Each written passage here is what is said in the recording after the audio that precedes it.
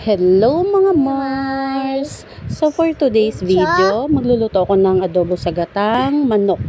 So ito yung mga ingredients na gagamitin mga Mars. Yan, ito 3 hitang manok yan, daon ng sili. Yan, bawang, sibuyas, luya at siling haba, chinap-chap ko. Yan. So nagisa na muna ako ng garlic. Ayan. So sinunod ko rin ang sibuyas, luya. Ayan. Mix. Then, yung manok, yung chicken.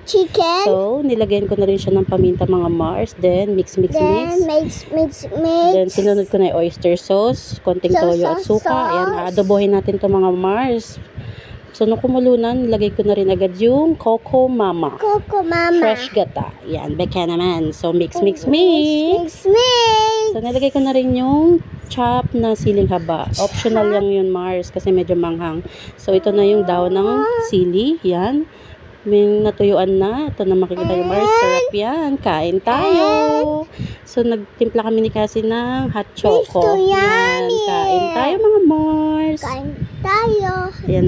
Hi. Thank you for watching.